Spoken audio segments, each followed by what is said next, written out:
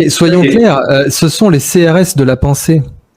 Tu sais, il y a le terme imbécile. Imbécile, ça veut dire qu'il n'a pas de bâton. En grec, le bacille, c'est le bâton. C'est pour ça, les bactéries, on les appelle certaines les bacilles. Sont en forme de bâton. Non, un imbécile, c'est quelqu'un qui a pas de bâton pour se défendre. Quelqu'un qui se balade dans la campagne, c'est quelqu'un qui est un imbécile. S'il se balade dans la campagne, il y a des chiens qui peuvent le mordre. Il a pas de bâton. Et en fait, ces gens-là sont devenus les CRS de la pensée. Donc, ils ont dit, par exemple, n'allez pas sur la piste, n'étudiez pas la piste de l'origine du virus sorti du laboratoire. N'étudiez pas cette piste. Donc, ils te mettent une barrière de fact-checking et ils te disent n'étudiez pas cette piste.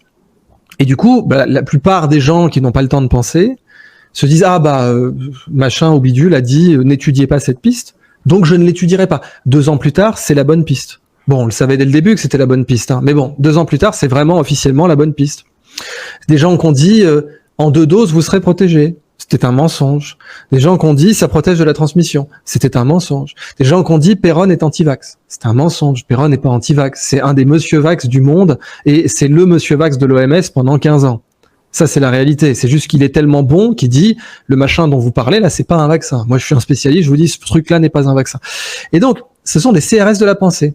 Tu veux aller dans une direction, ils sortent la matraque de la norme, et ils te mettent des coups de matraque jusqu'à ce que tu changes de direction. La tendance, c'est-à-dire l'objet dans les 20 prochaines années, c'est la confiscation de toutes les libertés publiques, le flicage à la chinoise. Et n'importe qui peut un tout petit peu analyser l'actualité, un tout petit peu analyser l'histoire et prendre du recul, voit avec une grande limpidité que l'objet, c'est ça. Et qu'en seulement 2 ans, on a fait un hold-up sur les libertés publiques qui était inimaginable, que les pires terroristes n'auraient jamais pu obtenir.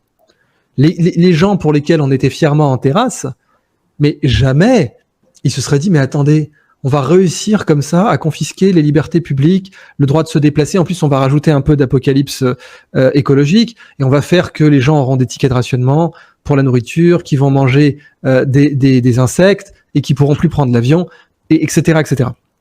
Et puis, on va aller plus loin. On va faire que leur argent ne leur appartiendra plus. Le plan du Forum économique mondial, vous ne posséderez rien et vous serez heureux. On va faire ça. Vous ne posséderez rien et vous serez heureux. Eh bien, ça y est, ça c'est le plan. Donc, ça a été fait par étapes. D'abord, tu avais le prétexte sanitaire, mais demain, tu auras un autre prétexte.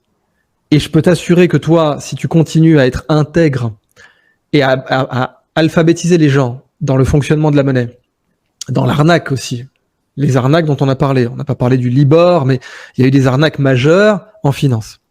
Si tu continues à alphabétiser les gens, tu vas te faire matraquer par les CRS de la pensée. Ça, si ta probabilité de revenu est 1 à 2% plus grande que les autres joueurs, t'as rien à faire, tu vas gagner. Tu restes tranquille, tu continues à lancer les dés, tu vas gagner. Et c'est cette composition, dans le sens des intérêts composés, de l'avantage concurrentiel que le créateur de Monopoly voulait nous montrer. C'est-à-dire qu'un petit avantage concurrentiel, ça peut, et c'est ce que tu décris là.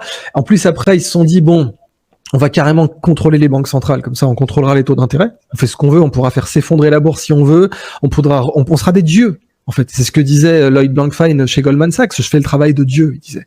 Donc le travail de Dieu, c'est de dire quelle entreprise va mourir.